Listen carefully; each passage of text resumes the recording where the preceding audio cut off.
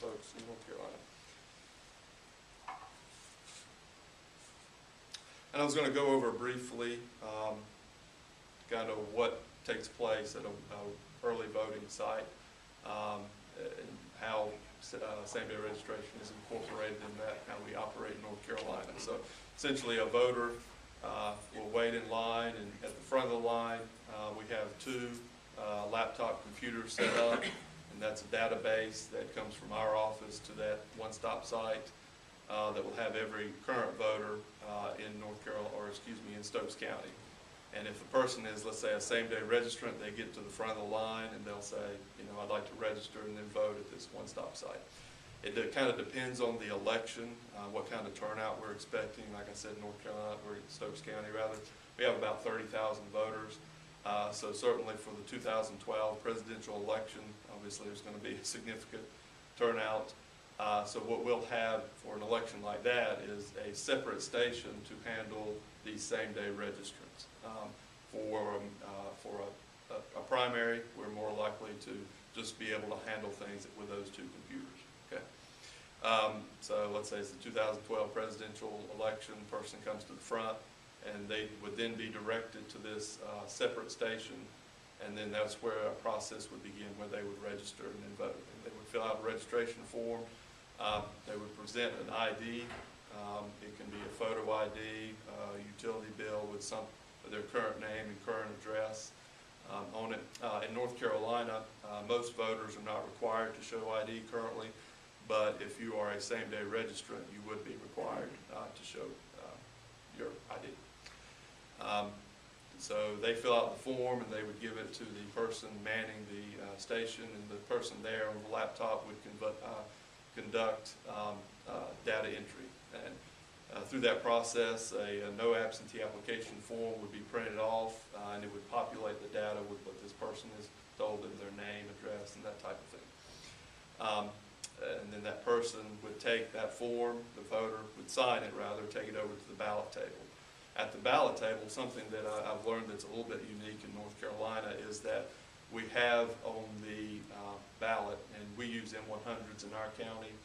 I apologize, I know some of you use IVOs, and I'm not sure what the mechanism is there to what you put the number on, but I know there's a way because it's in our law book that each ballot has to be retrievable. So in my case, for an M100, we have the paper ballot, and there's a sequence number on the form, that absentee application form.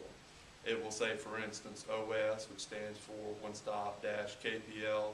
That would be the site at our King Public Library, one-stop site, dash 100, and 100 is the number that we've assigned to that computer, dash 5, and 5 would indicate that's the 5th voter who has used that computer.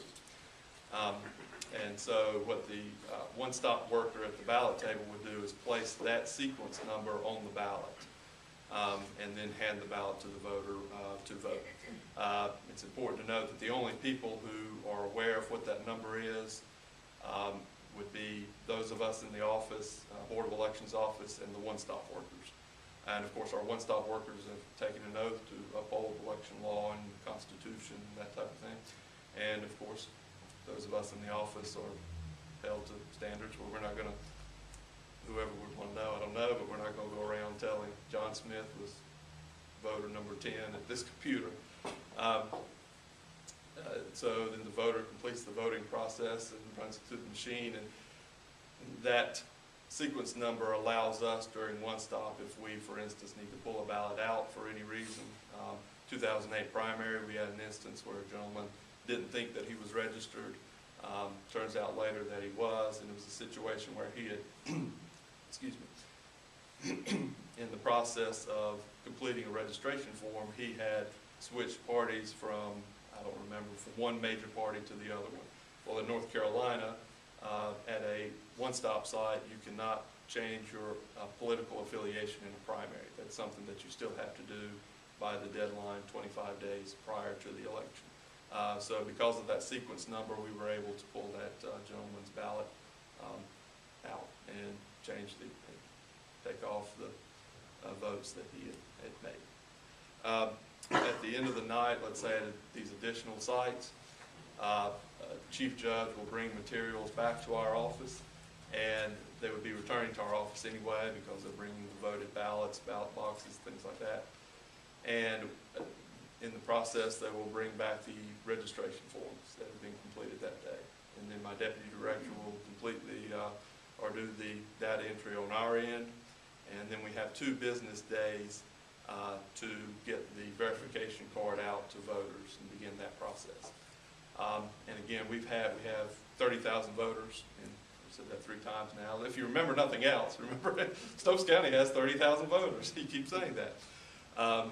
And what we found is we didn't have a problem even in the 2000 presidential election getting that turnaround to get the cards out to the voters. I think well, another kind of safeguard we have in the process is the voter does have to provide on the registration form their driver's license number or the last 4 digits of their social security number. And the computer system that we have validates that number as it's being processed. That's IT stuff, that's above my pay grade, but it does say that it's been validated. I guess the last point I would make is that you know, it's kind of what I found is a situation where you can resolve an issue with a voter on October 20th, or you can have that issue come up on Election Day on November 6th, I think it is this year. So, you know, you go ahead, you get that work done, you've got somebody who's a happy voter, has participated in the election, and you've kind of shifted the work that you have to do, but it's work that you probably have to be doing anyway. So that's all I have, and I appreciate your time, and I guess we'll be answering questions in a bit. Okay, thanks.